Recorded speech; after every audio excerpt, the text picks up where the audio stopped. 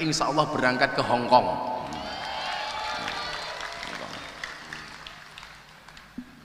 Bapak Ibu yang saya muliakan, saya di beberapa pengajian yang bisa Anda lihat di YouTube, saya sering mengambil salah satu hadis dari baginda Rasulullah Muhammad SAW yang bunyinya adalah an-nasu yamutuna ala ma'asu wa yub'asuna ala mamatu. Seseorang itu akan dimatikan oleh Allah sebagaimana kebiasaan dia hidup, dan akan dibangkitkan dari alam kubur sebagaimana dia mati. Orang akan dimatikan dalam sebagaimana kebiasaan dia hidup. Saya kasih contoh. Hari ini kita sama-sama kehilangan masyayikh kita. Jam 6 pagi saya dikabari teman asisten Mbah Mun dari Mekah. Gus, mohon doanya. Mbah Mun kritis. Bahasa kritis saya sebar di WA group dengan tidak menggunakan bahasa kritis. Saya bilang sama teman-teman kiai, mohon doanya kesehatan Mbah Mun menurun. Jam 6 pagi. Akhirnya saya dapat kabar berita, sakitnya gimana? Beliau dahak keluar darah. Kemudian dokter kepresidenan dari Pak Jokowi telepon ke Mekah, ada namanya dokter Terawan. Jam 8 pagi saya dikabari Mbah Mun sudah tidak ada. Yang pengen saya sampaikan apa? Mohon maaf, saya sengaja saya tidak pernah membawa serban ini. Serban ini hadiah dari Mbah Mun kemarin Lebaran. Beliau utusan santri datang ke pondok, tolong diberikan kepada Miftah. Ini sengaja malam hari ini saya bawa. Kebetulan saya punya 2 hadiah serban itu dari 2 orang yang istimewa. Awal puasa Ramadan saya mendapatkan kalungan serban dari Abah Lutfi di Duren Sawit. Kemudian lebaran kemarin saya mendapatkan ini dari Mbah Maimun. Sengaja hari ini saya bawa, padahal saya tidak pernah membawa sebelumnya. Apa yang terjadi pada Mbah Mun ini sebagaimana dijanjikan oleh baginda Rasulullah Muhammad SAW, bahwa seseorang itu akan dimatikan oleh Allah, akan dipanggil oleh Allah sebagaimana kebiasaan dia hidup. 5 tahun yang lalu Mbah Mun sudah firasat bahwa beliau akan kembali kepada Allah 5 tahun lagi. Beliau sering berbicara, sering mauidhah hasanah tentang kemuliaan hari Selasa. Dan ternyata semua apa yang Mbah Mun sampaikan, Mbah Mun dawuhkan, semuanya hari ini terbukti. 5 tahun setelah beliau mengatakan saya 5 tahun lagi mungkin akan kembali kepada Allah, hari Selasa, hari yang beliau cintai, sampai cintanya beliau dengan hari Selasa, setiap hari Selasa di Pondok Sarang itu libur. Padahal rata-rata pesantren libur hari Jumat, beliau minta hari Selasa. Betapa mulianya beliau, orang yang sangat dekat dengan Allah. Maka saya sering bilang begini, Pak Kapolres, kalau polisi seneng ngaji, saya seneng, insya Allah matinya pas pengajian. Yang menjadi persoalan tuh polisi mainnya cuma di jalan tok. Ini hati-hati ini, matinya bisa tabrak truk, hati-hati.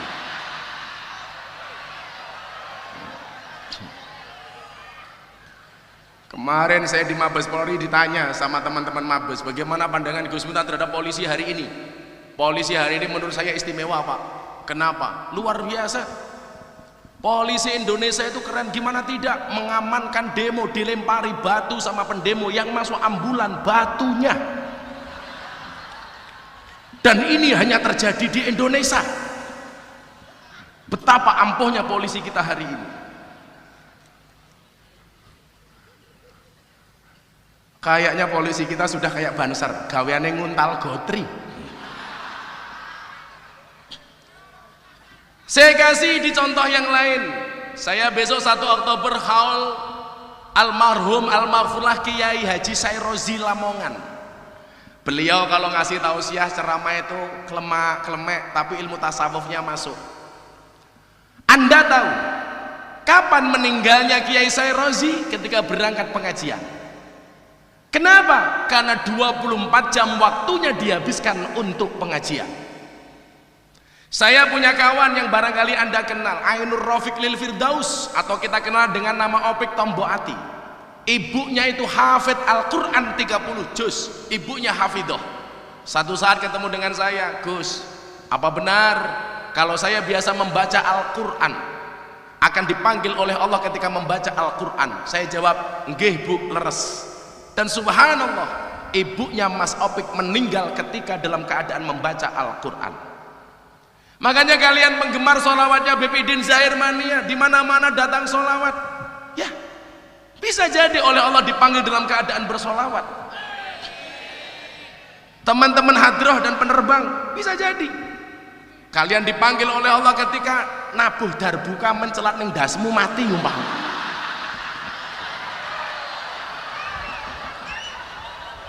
Plek tok modar umpah.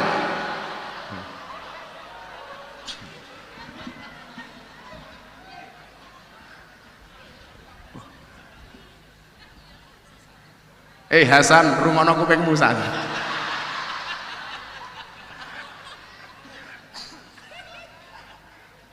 Kalau di tanggal tua sama tanggal muda itu Hasan nabuh terbukanya beda. Kalau tanggal tua nggak ada job, bunyi terbukanya apa? Entek edite, entek edite.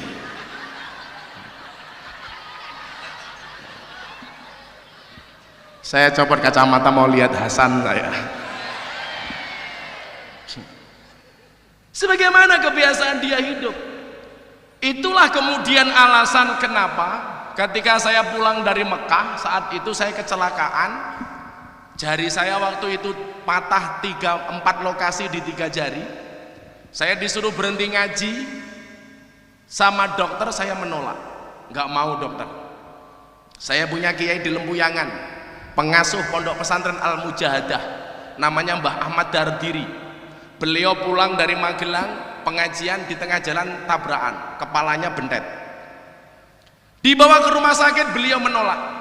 Apa beliau katakan? Lebih baik saya mati di pondok ketika pengaji daripada saya mati di rumah sakit dirawat oleh dokter dan perawat. Kepalanya mengucur deras darahnya, tetapi tidak berani meninggalkan pengajian. Jajal awake dhewe. Masuk angin titik alasan. Bahkan kadang-kadang diajak ngaji jawabannya opo? Wes tahu.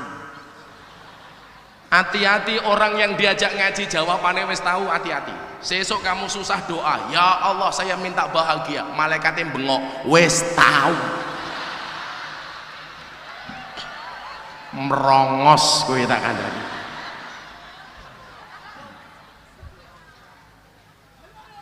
Diajak ngaji kok jawabannya wis tahu.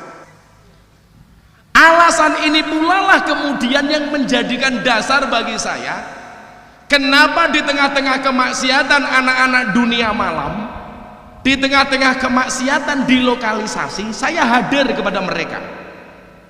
Saya masih ingat betul orang yang mendukung saya full untuk ngaji di dunia malam 5 tahun terakhir adalah Maulana Al-Habib Lutfi bin Yahya Pekalongan. Beliau mengatakan apa sama wartawan? Miftah iki rasa mau gagas, kayak iki bengkel. Sing jenenge wong bengkel ki yo nganggo awake kotor. Kadang-kadang kena gemuk, kadang-kadang kena oli. Barangkali benar ketika saya masuk ke dunia malam saya lihat mbak-mbak berpakaian seksi. Saya besok hari Rabu ini jam 4 sore buka pengajian di klub malam terbesar se-Asia Tenggara di Jakarta. Aku ngomong klub malam kok wes sweet-sweet ki ngopo? Jangan-jangan tamu langganan ini kayaknya. Mbak LC-nya itu jumlahnya 1.200. LC itu kalau di Pantura namanya Purel. Purel itu kata Bepidin kepanjangannya perempuan rela diusel-usel.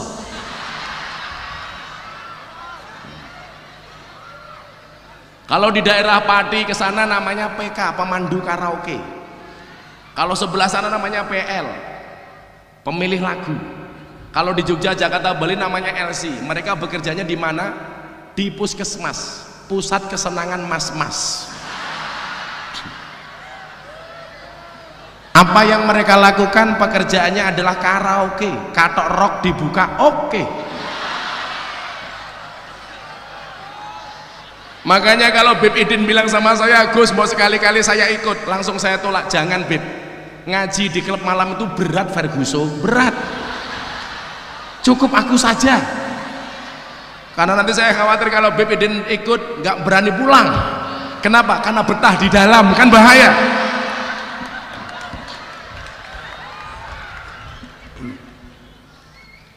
Saya ketika 5 tahun yang lalu ditanya sama Abah, kue kuat li? Doanya Abah insya Allah saya kuat.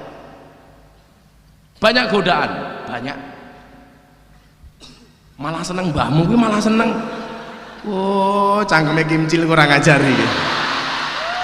Malah seneng. Emangnya aku cowok apaan?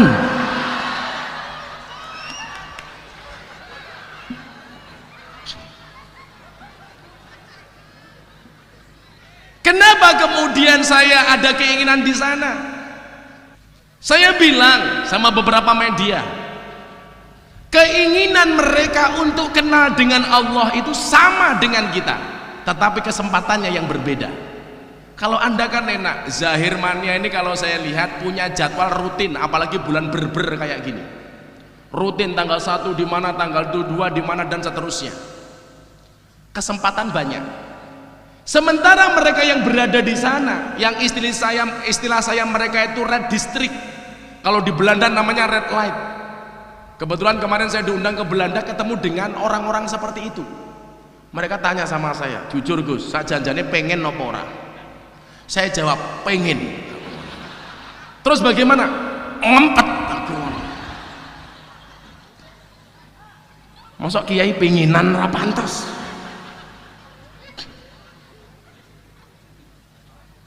Beda dengan mereka. Keinginan untuk kenal dengan Allah itu sama, tetapi kesempatannya tidak ada. Maka saya jemput bola. Saya kasih contoh betapa kemudian mereka itu masih pengen kenal dengan Allah. Satu saat Pak Kapolres, saya ngaji di lokalisasi, dikawal germo. Germo ini mami.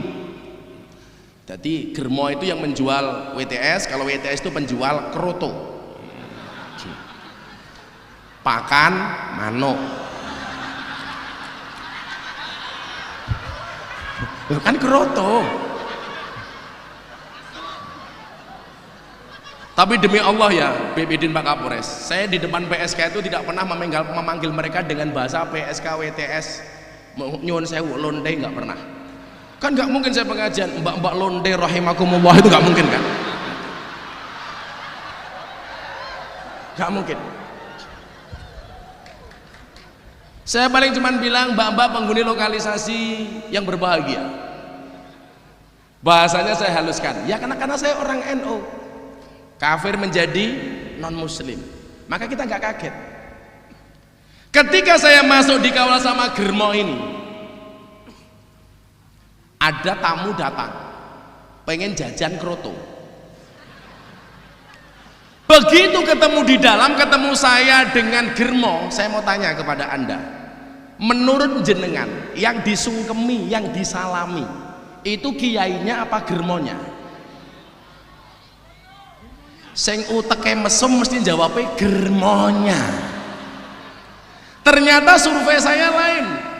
Begitu di dalam ketemu saya sama germo oleh laki-laki pembeli kroto ini, yang disungkemi itu bukan germonya tapi kiainya.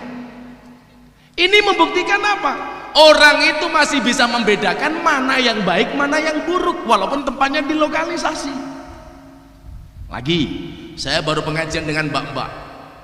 Ada tamu datang, lihat saya dari kejauhan. Menurut jenengan, kira-kira mereka sembunyi apa mendatangi saya? Delik dong. Begitu saya ngaji sama mbak-mbak PSK, mereka delik. Orang kok malah bengok-bengok, Gus, aku arep nglonte. Enggak. Sama sekali enggak. Maka nyuwun saya sering mengatakan begini, jangan pernah menghina pendosa seolah-olah kita tidak pernah berbuat dosa. Kita tuh kayaknya benci banget sama pendosa. sementara tidak pernah memberikan solusi apapun kepada mereka. Saya datang kepada mereka, saya katakan, nak, ingat nopo bah, pada akhirnya surga itu akan ditempati oleh ahli maksiat yang pada akhirnya bertaubat, bukan orang yang sok suci namun pada akhirnya tersesat. Saya datang kepada mereka, saya ajak sholawatan, beb, saya bacakan al berjanji, maafi muskilah, mereka seneng. Walaupun suara saya nggak bagus kayak Beb Idin, mereka saya ajak al berjanji, seneng. Saya ajak sholawatan, seneng. Ayo nduk, sholawatan, nggih bah, mulai. Antirillahumma qabrul karim biarfing sadiyim min salati wa taslim. Allahumma sholli wa sallim wa barik alaihi wa ala ali. Yang baca PSK sak kecekelik. Ngetrellahumma qabrul karim biarping sadiyim min sholati wa taslim. Lah ya ora apa-apa to PSK aja gelem sholawatan. Tapi ya itu, kalau qasidah yang gaul-gaul, kalau qasidahmu mereka nggak paham. Maka banyak lagu-lagu dangdut saya kemudian cover pakai sholawat, mundur alon-alon gitu.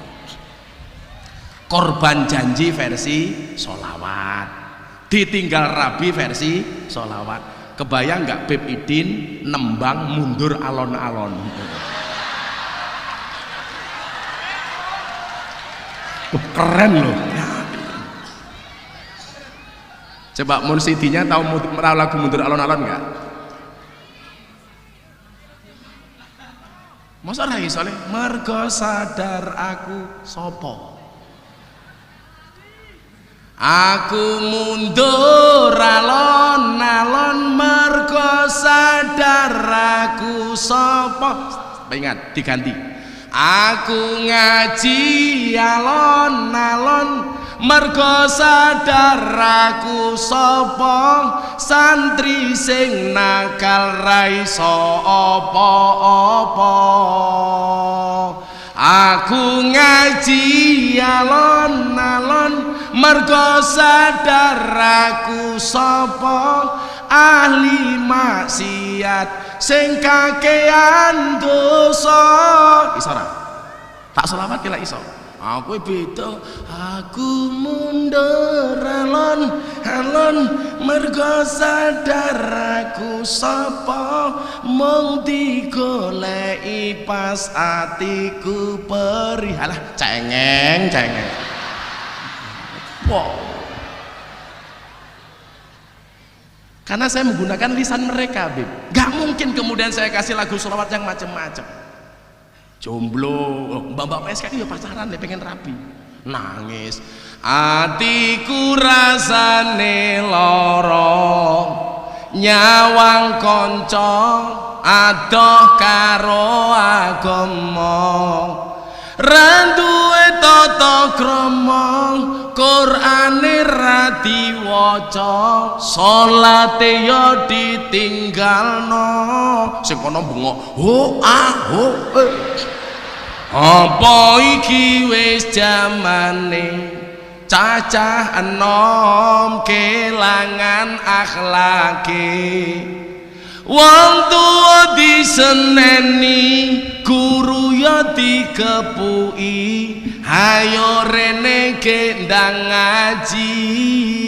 Sholawat ya Rabbi bil Mustafa baligh maqam waghfir lana ma madha ya wasi'al karami huwal habibul ladzi turja syafa'atu li kulli haulim minal ahwali muqtahar. Dan ternyata Beb, ini jadi jalan hidayah bagi siapa? Bagi Deddy Corbuzier. Gara-garanya apa? Gara-gara sholawatan saya di sebuah klub malam di Bali, di hadapan mbak-mbak berpakaian seksi, viral. Sebenarnya waktu itu mbak-mbaknya tidak berpakaian seksi, hanya mereka salah kostum. Karena mbaknya tingginya 170 cm, pakaiannya hanya 120 cm. Maka yang terjadi SMS, silitnya metu setitik.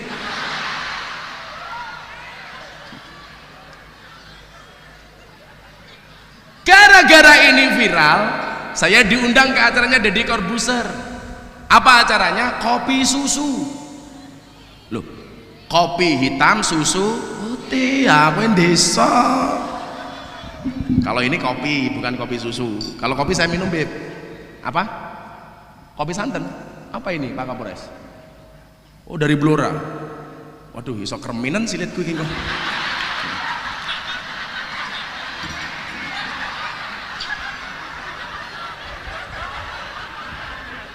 Beti aku. Saya biasanya minumnya kopi hitam. Kalau saya itu, kalau Bipidin pernah tanya sama saya itu nggak pernah minum minuman kemasan sama sekali. Maka walaupun aktivitas saya padahal saya nggak pernah minum vitamin, saya fit. Karena seperti Coca-Cola, Fanta, Sprite, Pocari Sweat, soft drink, soft tech saya nggak pernah minum. Nggak mau kayak. Nggak mau kayak. Kalau kopi itu untuk jantung. Ingat, kopi tanpa gula. Tapi kopi tok, bukan kopi susu. Karena kopi susu itu menjengkelkan. Kopi ini ngajak melek, susu ini ngajak turu. Iya. Lah kopi santan mumet ndasku iki aku. Saya itu seringnya ngopi, Beb, sampai ditawari jadi bintang iklan kopi. Tapi saya tolak. Karena iklan kopi itu semuanya bohong. Kopi kapal api, dibuka kopinya nggak ada kapalnya. Kopi tugu luwak, dibuka kopinya nggak ada luwaknya. Yang jujur iklan itu cuma satu, iklan sarung gajah duduk. Dibuka sarungnya ada belalainya. Iya.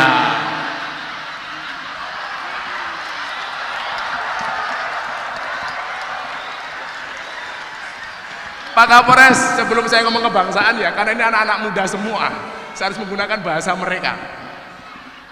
Setuju? Cah nom-nom ya, cewek-ceweknya kimchi lah.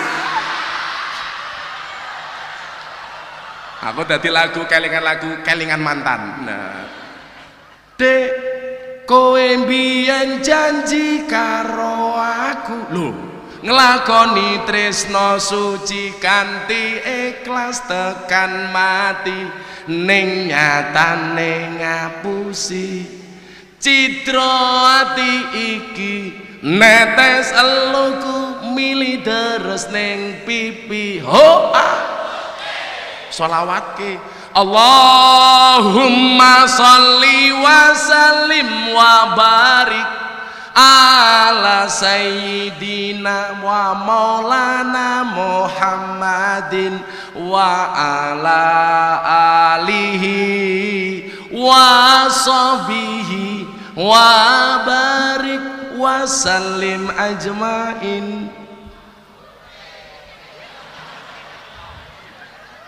Akhirnya saya diundang di acara hitam putih. Begitu saya datang, Deddy lihat saya. Bayangan saya Deddy Corbuzier itu orang yang sombong, lenyap. Gara-gara saya telah opening acara hitam putih, dia datangin saya. Gua suka gaya lu bro, katanya. Saya dibeluk. Kemudian setelah itu kita mulai collab YouTubean bareng. Dan ini ternyata jalan hidayah. Kenapa kemudian dia tertarik masuk Islam? Salah satunya apa?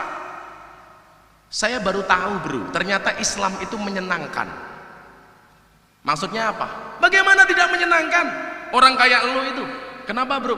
Ngaji di lapangan diterima, sama pejabat diterima, sama komunitas tertentu diterima, di dunia malam diterima, di lokalisasi diterima, sama begenggek diterima. Semuanya kok diterima. Maka seminggu sebelum masuk Islam, ketika dia telepon saya, bro, aku mau masuk Islam. Apa jawaban saya? Jangan. Loh, kok ditolak? Iya. Karena orang Islam itu berat Ferguson. Saya nggak mau dia masuk Islam main-main. Ketika saya tanya, kenapa kamu pengen masuk Islam? Islamnya Gus itu kan menyenangkan, membela kaum marginal, tidak pernah mengkafirkan orang, tidak pernah mengecap orang, menilai orang, menghakimi orang gara-gara dosanya. Karena saya sering mengatakan kepada dia, lebih baik orang bermaksiat tapi khawatir dengan maksiatnya daripada orang yang banyak amalan tapi sombong dengan amalannya. Cangkemmu ono wong ngaji ngene yang haus.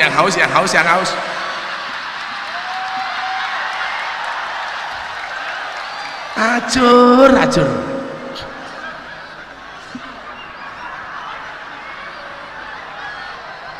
Pede banget cah iki.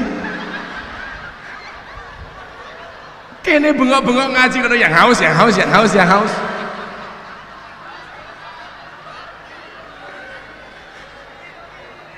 Kayak mesti masih Hasan kayak kita ini. Umpama cedak tak gerantol cangkeme oke. Tak dongake le muga-muga laris. Ini ora bengok-bengok cangkemmu kan aku kaget.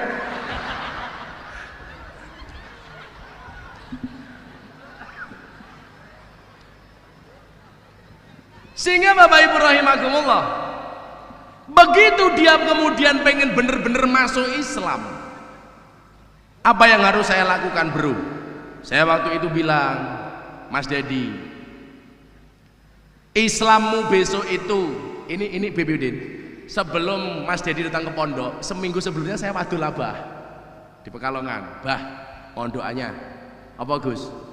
Itu Deddy Corbuzier, mantan pesulap yang sekarang host hitam putih. Yang mana tuh orangnya? Saya tunjukkan fotonya Mas Dedi ke Abah Lutfi. Ini bah. Kenapa? Insya Allah masuk Islam. Beliau bilang, udah Abah ikut mendoakan. Begitu dapat doa dari Abah Lutfi, saya tambah mantep. Akhirnya benar, seminggu kemudian Dedi telepon saya pengen masuk Islam. Saya bilang sama dia, bro, wajah Islammu besok itu seperti apa? Itu tergantung pintu masuknya. Maksudnya apa Gus? Kalau pintu masukmu ke dalam Islam marah, orang yang suka marah, maka Islammu akan penuh dengan kemarahan. Kalau pintu masuknya keras, Islammu akan penuh dengan kekerasan. Kalau pintu masuknya lebay, Islammu kemayu. Loh, emang ada? Oh no, idolane ibu-ibu kudus. Jam 5:30 nyetel TV. Jamaah. Oh jamaah, alhamdulillah.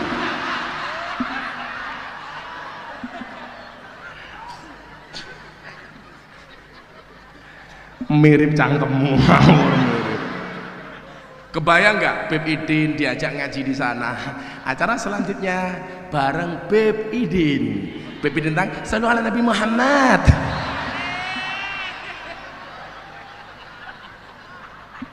Aku moh kenal karo Beb Idin aku.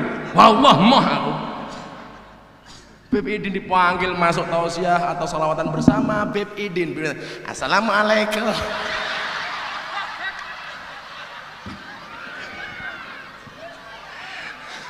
Ampun Beb, ampun. Tapi saya bilang sama dia, kalau pintu masuknya ini ramah, maka Islammu akan penuh dengan keramahan. Islammu akan menjadi Islam yang menyenangkan.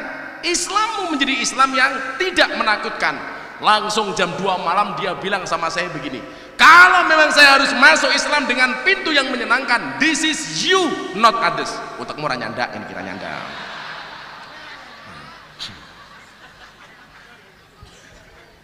Itu adalah kamu, karena Islammu itu menyenangkan. Maka Bapak Ibu rahimakumullah, saya sampaikan, kalau memang Islam ini harus berkembang, banyak orang tertarik masuk Islam, maka tampakkanlah wajah Islam yang menyenangkan. Dan saya melihat wajah-wajah Islam menyenangkan itu wajah Islam yang digambarkan oleh Abah Lutfi, wajah Islam yang ditampakkan oleh Mbah Maimun, oleh Gus Mus. Ini menurut saya luar biasa. Jangan sampai kemudian orang justru takut dengan Islam gara-gara apa? Wajahnya yang menakutkan. Setelah saya mengislamkan Deddy Corbuzier, hampir setiap hari saya mengislamkan 2 sampai 5 orang setiap hari. Mereka datang ke pondok. Kenapa kamu ke pondok? Saya lihat YouTube. Kenapa pengen masuk Islam? Islamnya Gus Miftah menyenangkan. Saya kemarin dapat tamu dari Australia, Antonio Scott Dory. Malah kaya iwak atau Dori. Dia datang ke pondok. I am sorry, ngopo? Iki isu ora sore. Saya pengen masuk Islam with you. Saya tanya alasannya apa? Dulu menurut saya Islam itu menakutkan, Islam itu keras, Islam itu radikal, penuh dengan kekerasan. Tetapi ketika saya melihat Anda Islam ini menyenangkan, langsung saya syahadatkan, asyhadu alla ilaha illallah wa asyhadu anna muhammadar rasulullah. Kemarin dari Jerman, Vivin Jiran masuk Islam. Besok tanggal 24 Agustus rutinan di pondok, 9 orang daftar pengen masuk Islam. Kenapa? Karena gambaran Islam ini menyenangkan. Kalau kemudian dulu di Kudus, Kanjeng Sunan Kudus tidak bisa menghargai budaya orang lain, barangkali Kudus tidak akan seperti hari ini. Tetapi karena keleluasaan ilmunya Sunan Kudus, begitu lebarnya pemahaman Sunan Kudus, luasnya pemahaman dan ilmu beliau terhadap Islam, akhirnya orang-orang Hindu tertarik masuk Islam. Caranya bagaimana menghormati wong Islam aja mbeleh sapi, itu bagi mereka suci, yuk kita mbeleh kerbau. Ini nilai-nilai yang hari ini jarang kita dapatkan. Justru gambaran Islam itu menakutkan. Dedi tanya sama saya, Gus, saya mau tanya, apa bro, apa benar sih fungsi takbir itu untuk menutup rumah makan? Kok kamu tanya begitu?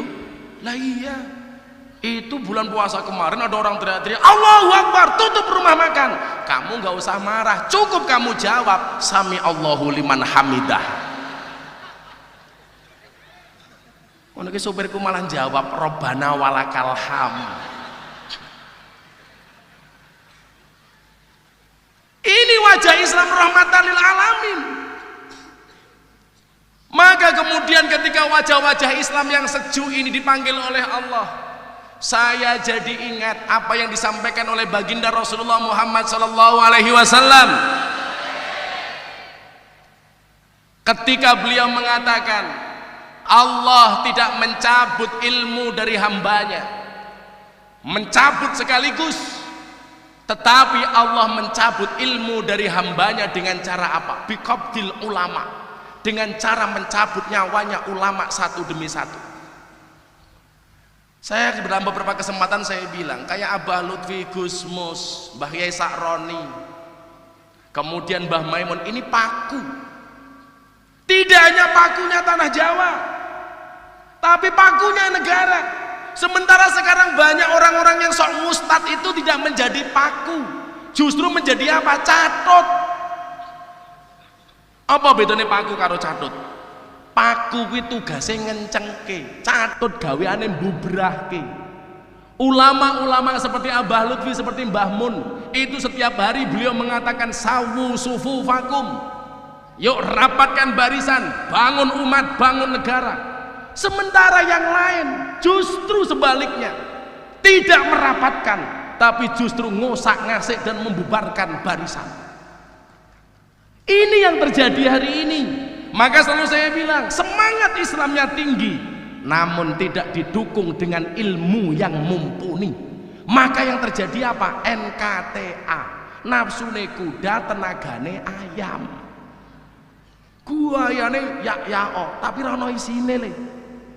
Maka kalau Anda sering dengar begitu Deddy Corbuzier masuk Islam, saya banyak di DM begini, Gus, sudah saatnya Deddy Corbuzier diajak ngaji bersama ustadz-ustadz nyunah. Saya bingung, definisi ustadz nyunah itu apa? Saya tanya maksudnya apa?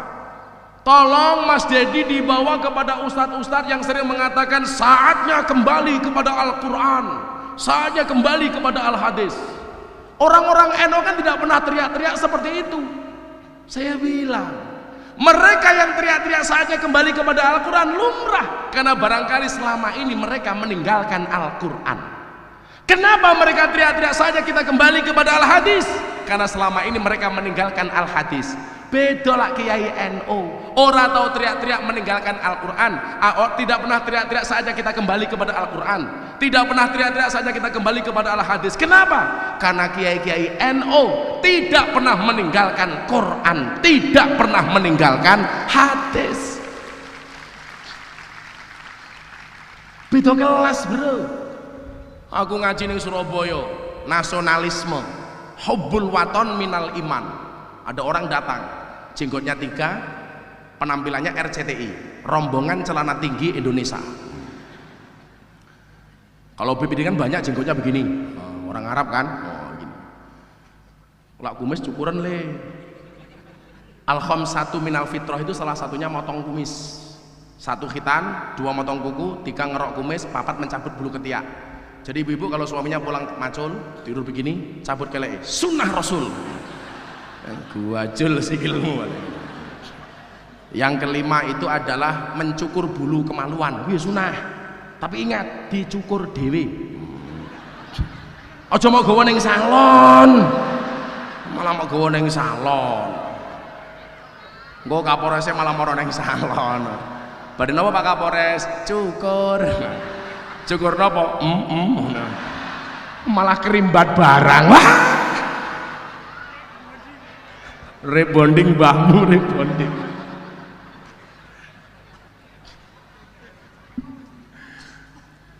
Jenggotnya cuma 3, dia datang begini, Beb. Ini lucu banget ini.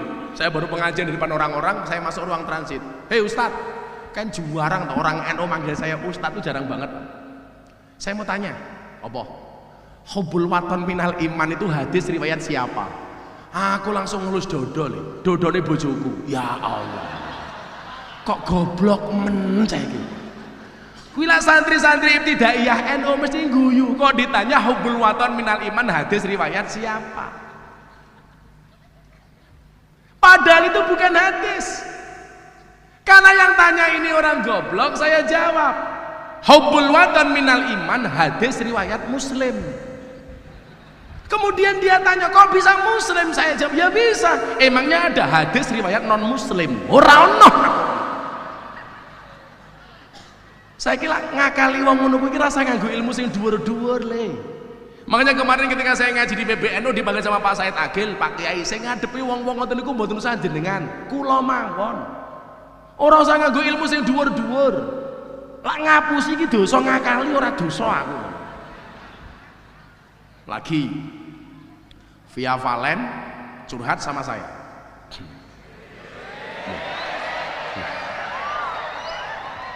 Ada yang salah? Masa saya curhat aku budandem lah apa? Bah, apa nduk? Saya kemarin itu dangdutan di lapangan di hadapan puluhan ribu penonton. Terus saya menyanyikan lagu Din As-Salam di demo sama orang-orang sumbu pendek. Kenapa nduk? Via Valen gak pantas solawatan di panggung dangdutan. Pertanyaan via Valen sama saya sederhana, apa benar sih bah Din As-Salam itu solawat? Saya jawab bukan do, itu qasidah Arab tapi bukan solawat. Lah gobloke wong saiki saben-saben qasidah kuwi mesti dianggap solawat. Din itu agama, salam itu perdamaian. Jadi anda nyanyikan dimanapun boleh, di panggung dangdutan mafi muskilah. Kowe karo ngising wae oleh kok aku ngono. Umpamane ibu-ibu itu kan ning toilet karo nyanyi Din As-Salam ora apa-apa, bukan sholawat kok. Begitu lungguh karo mbayangke Beb Idin.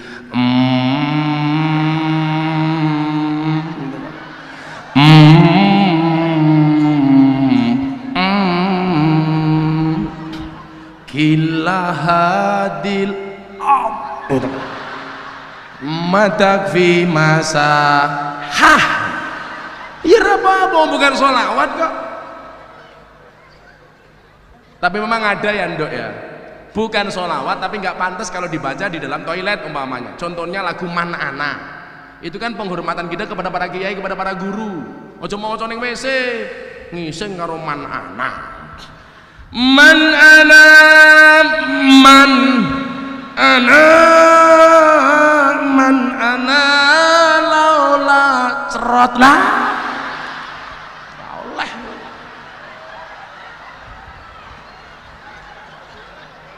Acur itu nggak boleh itu. Lah Bapak Ibu rahimakumullah, yang kemudian membuat saya sedih itu apa? Kalau kemudian orang-orang kayak Mbah Mun Sudah dipanggil oleh Allah, pakune negara ki dicabut. Inilah tanda-tanda mautul alim, mautul alam. Meninggalnya orang alim itu merupakan tanda-tanda meninggalnya dunia. Maka dikatakan man lam yazan bimautil ulama fahuwa munafikun. Barang siapa yang tidak bersedih dengan meninggalnya ulama, berarti dia munafik. Bahkan dikatakan idza matal alim bakat alaihi ahlus samawati wal ard sab'ina yauman. Coba ketika meninggalnya seorang alim, dunia langit dan bumi itu bersedih sab'ina yauman, 70 hari. Makanya kalau tadi Anda lihat di Mekah, bagaimana kemudian Mekah yang biasanya panas, hari ini matahari terik tapi tidak terasa panas. Ada matahari tapi turun air hujan rintik-rintik di atas Ka'bah. Penduduk langit nangis. Heran saya hari ini setelah pemakaman Mbah Mun, itu banyak berita dipolitisir tentang Mbah Mun. Inilah kebangetan. Penduduk langit nangis, kita banyak yang mempolitisir atas meninggalnya beliau. Saya yang dekat, di atas namakan politik. Naudzubillah min dzalik.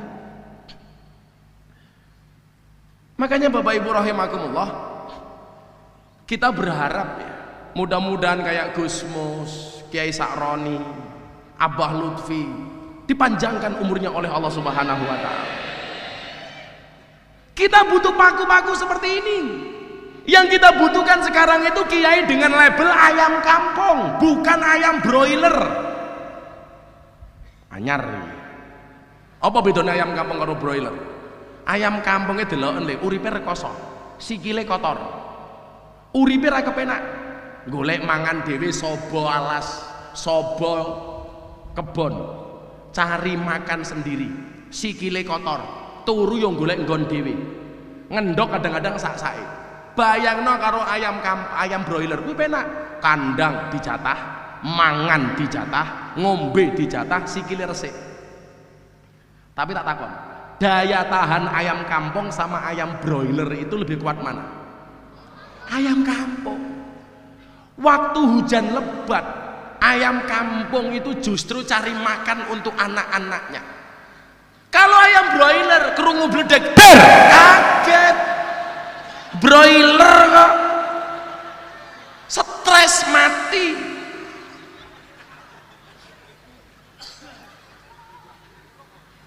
Kowe ya lucu, kaget sing mau cekeli cangkemmu. Kaget ki ning dodo, Jin. Kenapa yang kamu pegang mulutnya? Apakah mulut ada jantungnya? Kaget aku. Sing kagetan ki biasanya lara janda, jomblo biasanya. Jomblo kita iki. Jomblo tak dongake.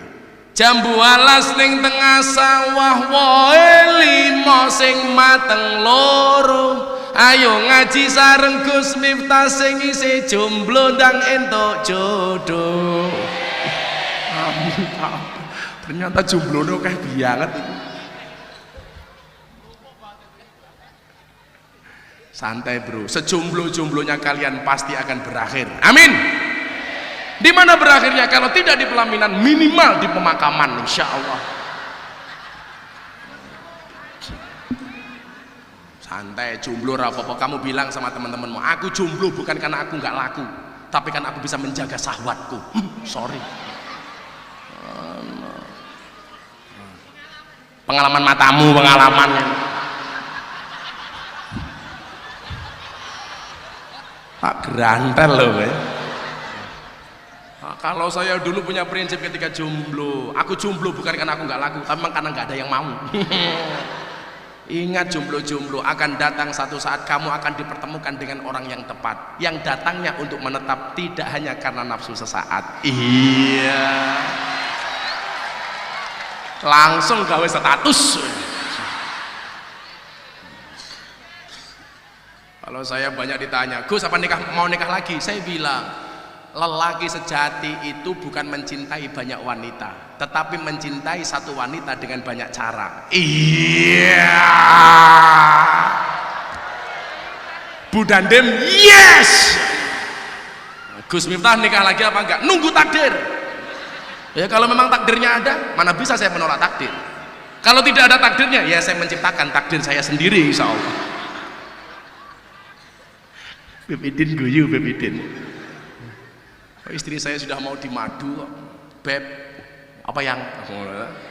Saya siap untuk dimadu. Alhamdulillah. Syaratnya apa? Asalkan abah mau diracun, mau diar.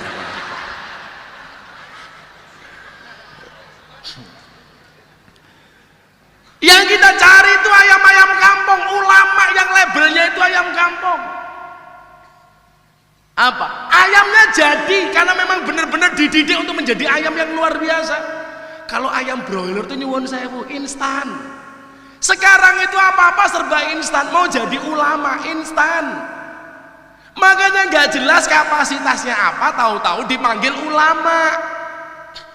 Ayam broiler. Hari ini saya banyak di DM, tuh Gus di YouTube Anda diserang lagi sama orang. Sudahlah, kalau saya harus ngikuti terus tak respon, aku melu-melu kentir. Paling mau tak jawab, cangkemmu nur itu tok paling kan. Nggak perlu saya tanggapi. Gus Anda diserang Gus telek, ya ora apa-apa. Saya cukup bilang sesuatu yang keluar dari mulut seseorang itu menggambarkan isi otaknya. Kenapa dia ngomong telek? Ya wajar, orang otaknya kebak telek.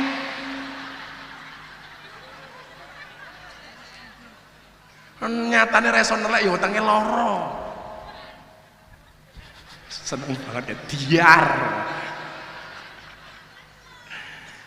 Ini ngeri kalau semuanya serba instan. Maka nanti efeknya kita lihat di dalam berbangsa dan bernegara. Orang-orang yang baru belajar agama sudah berani mengatakan Pancasila tidak cocok untuk Indonesia. Baru ngerti hadis 3 sudah berbicara soal khilafah. Maka kalau Pak Kapolres lihat di YouTube atau di Instagram, video saya yang banyak dibully itu karena 2 hal. Karena saya berbicara khilafah tidak cocok dengan Indonesia. Yang kedua apa? Karena saya berbicara Islam Nusantara. Saya dibully habis-habisan. Gak ada masalah. Orang yang tidak punya kapasitas keilmuan yang jelas dipanggil ulama.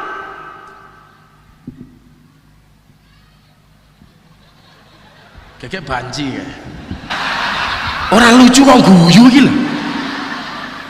Aku dadi kelingan pengajianku banji-banji ning Yogyakarta. Saya itu punya banji 300, Bib. Itu saya upeni pengajian sebulan sekali kalau saya ada waktu. Itu pengajiannya jan jijik tenan kok.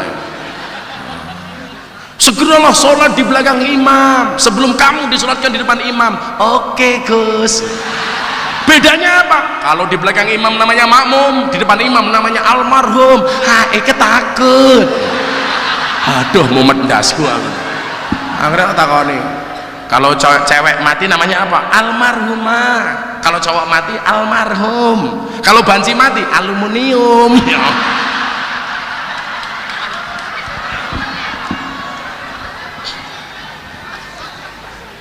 Terbanci itu ya mohon maaf jenenge singkatan kabeh. Jenengmu sapa? Laura Gus. Apa lanang ora wedok ora. Jenengmu sapa? Susuki. Ketoke susu bono kaos kaki. Kowe sapa? Sucipto. Apa kuwi? Susune lancip diganjel boto. Semacam-macam itu pokoknya. Lah kowe takon bangsa-bangsa ngono aku duwe kabeh, aku pengajian banci duwe kok. Lah iki mesti Sukarlan iki. Sukarlan iki. Asu nglekar ning dalan.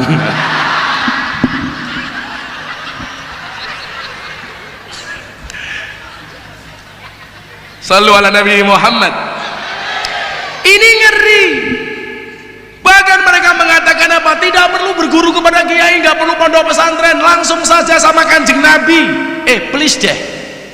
Ke matamu ki kapan nyawang Kanjeng Nabi? Saya kasih contoh betapa kemudian kiai itu menjadi penting. Kalau Abah Lutfi itu yang bahasa yang sering saya pakai, beliau mengatakan apa?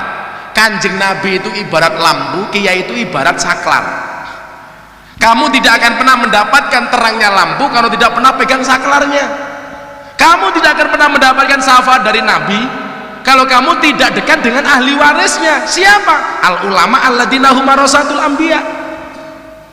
Makanya Pak Kapolres ini benar, dekat dengan ulama, dekat dengan kiai. Sejarah Wali Songo membuktikan orang-orang hebat semuanya dikawal oleh ulama dan kiai. Raden Patah Demak jadi raja luar biasa. Kenapa? Karena manut dengan Wali Songo. Demak hancur, muncul kerajaan Pajang. Siapa rajanya? Sultan Hadiwijoyo. Kenapa dia jadi orang hebat? Karena manut dengan Kanjeng Sunan Kudus. Kanjeng Sunan Kalijogo. Kenapa Aryo Penangsang itu tidak bisa jadi orang top? Karena dia tidak manut dengan Kanjeng Sunan Kudus. Abdul Hamid terlahir di kota Tegarjo, kota Yogyakarta. Ini dadi wong ampuh le mergo manut karo kiai. Mila Pak Kapolres ki iso manut karo kiai, tak dongake muga-muga ndang dadi jenderal. Ora mau bintang 4, bintang 9. Nahdlatul Ulama. Lah bocah iki bintang 7, puyer obat sakit kepala.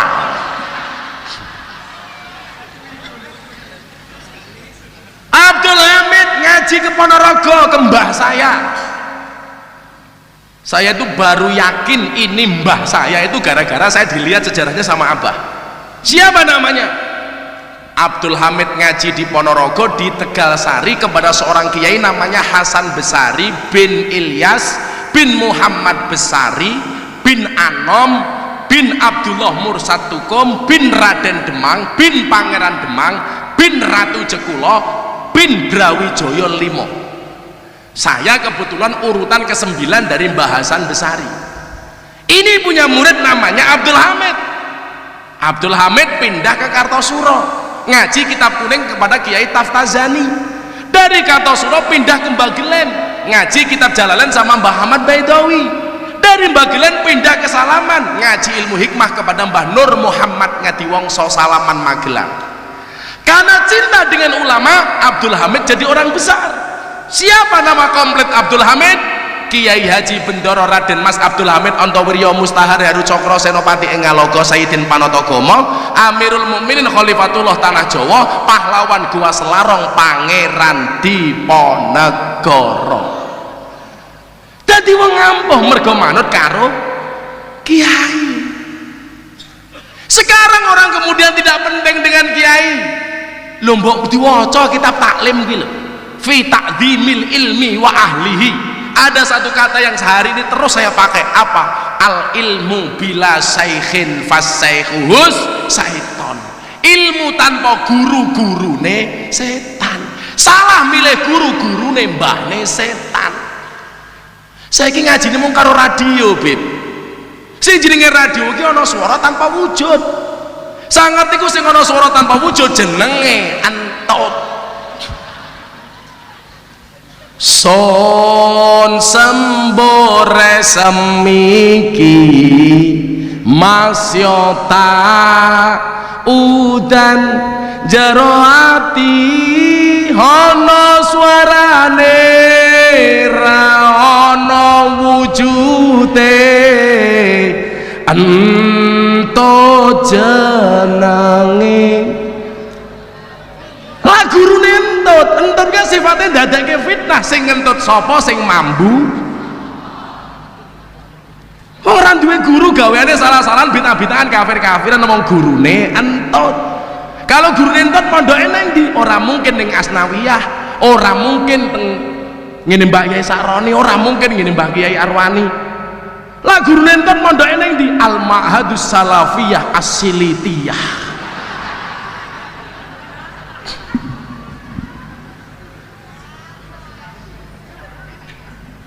Ayo kowe njaluk lagu apa? Aku lagu apa iso kok. Cinta tak terpisahkan Cak Dikin iso. Tekku iki aja nggo dolanan, mergo tekku sagede kentongan. Sing tak jaluk ora mung pacaran, tapi ayo rabi sing tenanan ngono. Kowe malah jiwit-jiwitan karo mbak-mbak iki ngopo e? Malah jiwit-jiwitan. So kepengen matamu, kepengen. Bukan masalah itu. Aku tahu kalian beda pemikiran. Masnya mikir mbaknya, mbaknya mikir aku.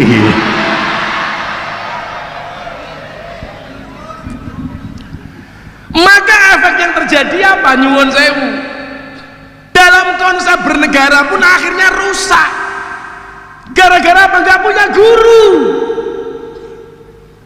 Yus ngawur, ngawur ya akhirnya. Makanya kalau di NU itu kan kiai komplit ya Beb ya. Dan sanad serta nasab keilmuannya itu jelas. Saya kasih contoh. Saya ditanya sama wartawan, Gus, selain Habib Lutfi dan Mbah Mun, Gus Miftah itu mendapatkan ilmu dunia malam sebenarnya dari mana? Kalau Habib Lutfi, Mbah Mun itu kan mendukung. Ya betul. Ini saya besok tanggal 8, siangnya saya pengajian di kafe itu, malamnya saya diundang talk show Rosi di Kompas TV mengenang Mbah Mun jam 8 malam. Saya ditanya, ilmu dunia malam Gus Miftah itu dari mana? Saya itu punya guru namanya Kiai Hamim Jazuli alias Gusmi, makamnya di Tambak Kediri. Ini waliullah. Besok 14 Agustus hallnya beliau, tapi saya nggak bisa datang karena tanggal 9 sampai tanggal 14 saya ada pengajian di Aljazair, Afrika. Tajak besok ya, mulai gosong itu loh. Dasarnya gue wis gosong loh.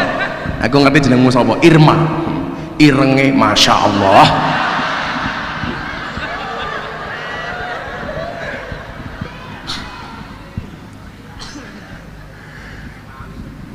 Gusmi punya guru. Gurunya Gusmi salah satunya siapa? Gurunya beliau banyak. Tapi salah satu guru beliau di Magelang, tepatnya di Watu Congol. Namanya siapa? Mbah Dalhar.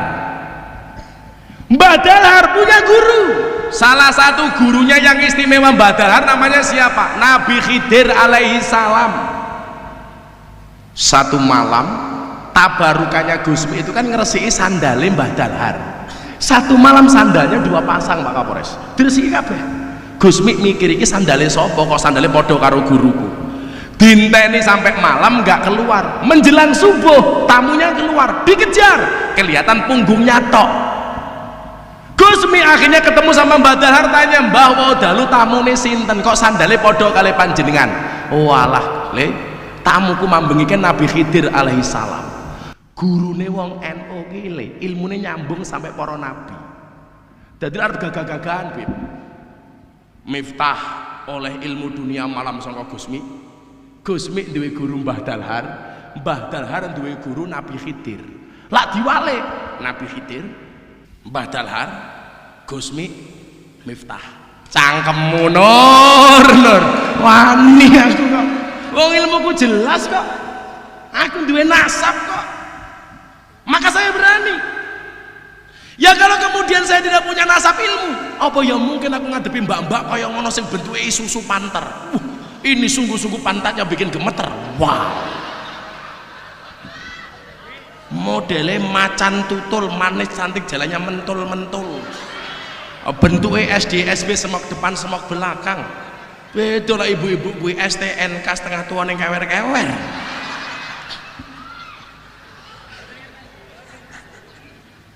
Lagi STMM nih, setengah tua mah modar.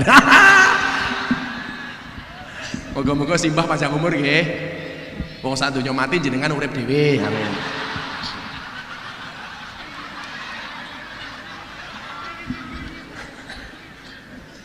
Mbah.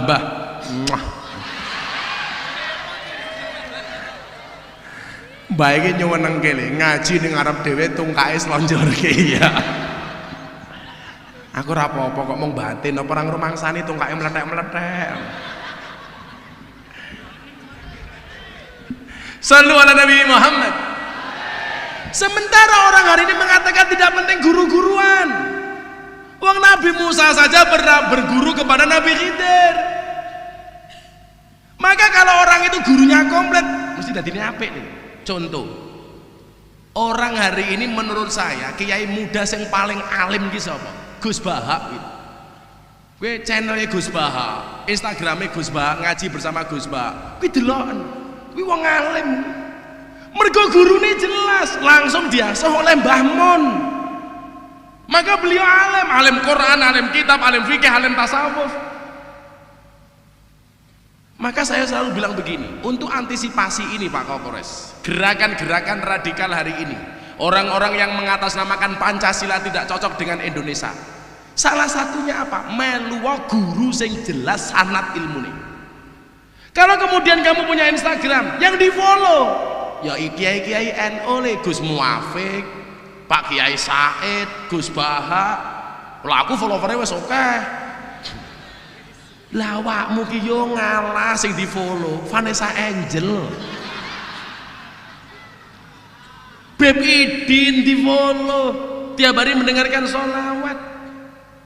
Karena kita kalah di wilayah itu. Makanya apa?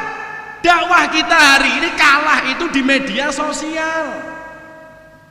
Sementara mereka cuma sedikit tapi gaya. Pancasila gagal diganti dengan khilafah. Coba kita lihat, kalau ulama-ulama kita dulu itu nyuwun sewu, yang merestui Pancasila sebagai ideologi negara siapa toh? Hadratus Syekh Hasyim Asy'ari. Kita sekarang punya Abah Lutfi yang sangat nasionalis. Saya ditanya sama Al-Kacong, aliran Katok Congklang, emangnya ada ajaran nasionalisme dalam Islam? Ada. Kanjeng Nabi mengatakan apa? Allahumma habib ilainal madinah kahubbina ila Makkah wa asyad, kata Rasulullah. Ya Allah, jadikanlah aku orang yang mencintai kota Madinah sebagaimana aku mencintai Mekah, bahkan lebih dahsyat daripada itu, kata Rasulullah.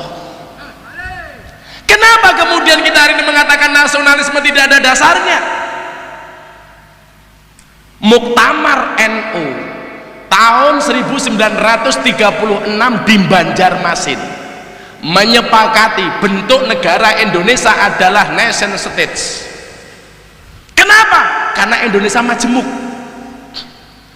Ini orang-orang yang baru datang nggak tahu sejarah ngomong Pancasila tidak cocok. Ganti dengan khilafah, engkau dhisik. Coba dilihat kemajemukan Indonesia.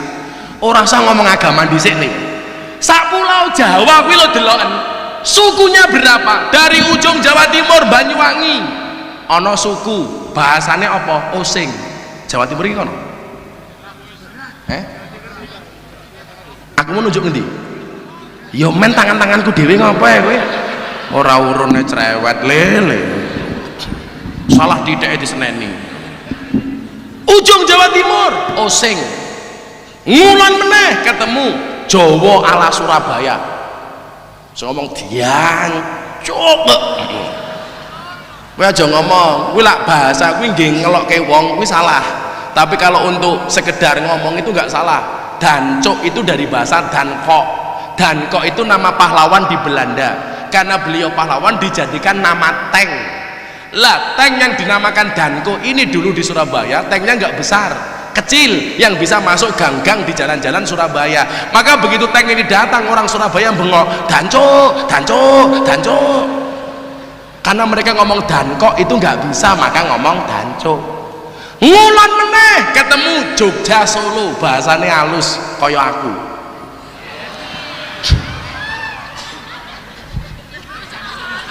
Jarene Beb Idin, sing kene cangkeme halus, sing kasar kaya ngopo iki.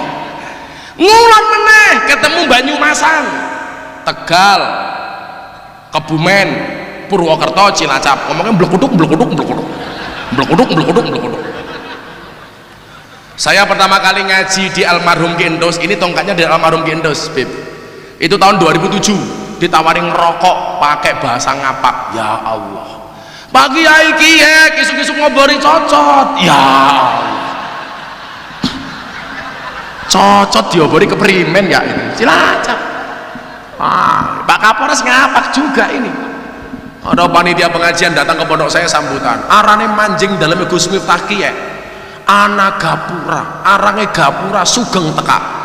Aku mikir gapura sugeng teka iki apa? Ternyata gapura selamat datang. Yo ngalah.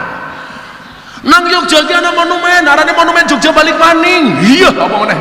Ternyata monumen Jogja kembali. Kalau dulu zaman wartel, nomor telepon di telepon nggak bisa, sibuk. Jawabannya apa leh? Bahasa Inggris. The number you're calling is ended. Please try again in a few minutes. Kalau di Tegal, di Cilacap enggak. Nomor telepon yang sirah 7 langka, telepon mening ya. Ngono kuwi ya.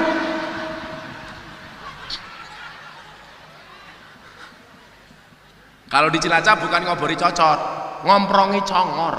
Iya. Udut, Becicang, maka sana banyaknya NO. Karena saya sering ngomong kok, yang sering rokok itu orang NO. Makanya kenapa rokok-rokok di Kudus? Karena Kudus mayoritas NO. Kenapa orang NO ngerokok? Karena punya dalil. Ni'matul udud ba'dad dahar. Itu dalilnya.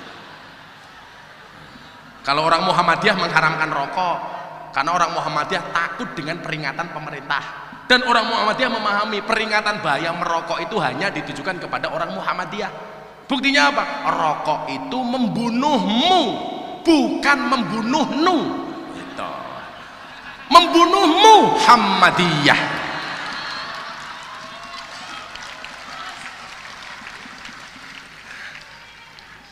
Ngapa? Ngulon meneh Sunda.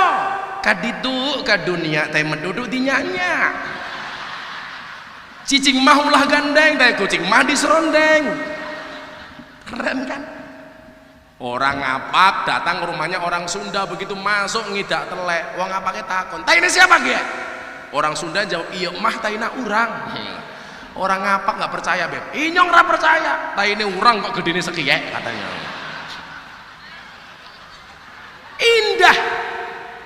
Ke barat lagi ketemu Jakarta. Ini keren. Kalau kamu ketemu cewek, "Lulu gua, bapak lu mertua gua." Wah. Ke barat lagi ketemu Banten, ke barat lagi ketemu Lampung, nyak go mengan kudai, Lampung. Ke barat lagi ketemu wong Kito Galo, Jambe, Bengkulu, bahasanya semuanya berbeda. Satu. Belum lagi berbicara agama. Kalau konsep khilafah ini dipaksakan di Indonesia, ngeri le. Islam, Kristen, Katolik, Hindu, Buddha, Konghucu. Kalau Dharma Gandul nggak ada. Kalau saya ditanya, "Gus, Darmo Gandul itu apa?" Saya nggak tahu. Tapi kalau gandulin Mbak Darmo, saya tahu.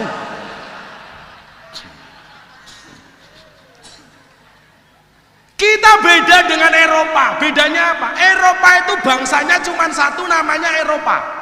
Berdiri di atas banyak negara. Prancis, Italia, Inggris, Spanyol, Jerman, Belanda, Turki, banyak. Satu bangsa berdiri di atas banyak negara. Sementara Indonesia itu banyak bangsa berdiri di atas satu negara. Bangsa Jawa, Bugis, Sunda, Batak berdiri di atas satu negara, Negara Kesatuan Republik Indonesia. Makanya masalahnya kompleks. Kalau kemudian sistem ini dipaksakan, apa kalian gak berpikir Bali soal lepas? Karena Bali mayoritas beragama Hindu. Papua bisa lepas karena mereka mayoritas beragama Nasrani. Nah, bagaimana mereka menghancurkan Indonesia? Gampang, menghancurkan NO. Bagaimana menghancurkan NO? Gampang. Kiai karo kiai didu, Habib karo Habib didu, kata Abah Lutfi. Gus karo Gus didu, saling suudon. Maka saya paling benci lagunya anak-anak itu apa? Balonku ada 5. Kuwi ramutu lagunya. Balonku ada 5, rupa-rupa warnanya, hijau, kuning, kelabu, merah muda dan biru. Meletus balon hijau. Dor, pertanyaanku, ngopo kok sing bledos balon hijau? Hijau kuwi warnane NO. Milo kadang-kadang wong NU ki kon akur susah soale balone mbledos.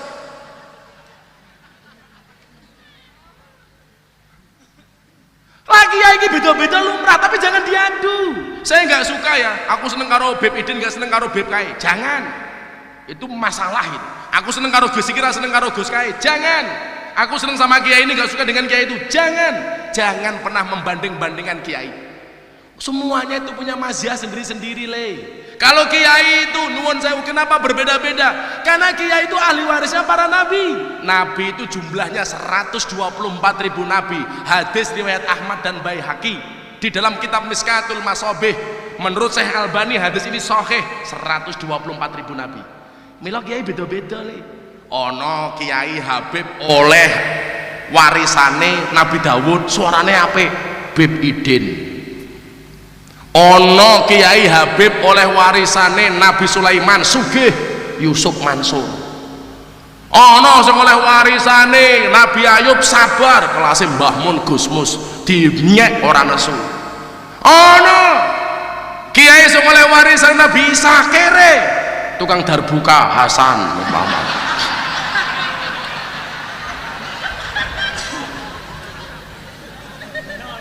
Oleh warisane Nabi Musa gagah Habib Rizik cangkeme atos umpamane.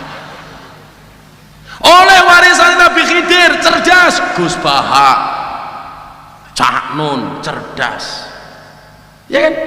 Oleh warisan Nabi Yusuf ganteng Gus Miftah umpama. Sorry beb. Ini beda-beda. Pertanyaannya kenapa yang diincer itu NU? Karena yang paling kekeh mempertahankan Pancasila sebagai ideologi negara di Indonesia adalah Nahdlatul Ulama.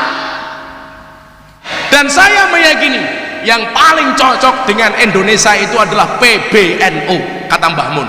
P-nya apa? Pancasila. B-nya apa? Bhinneka Tunggal Ika. N-nya apa? NKRI. U-nya apa? Undang-Undang Dasar 1945. Terima kasih. Assalamualaikum warahmatullahi wabarakatuh.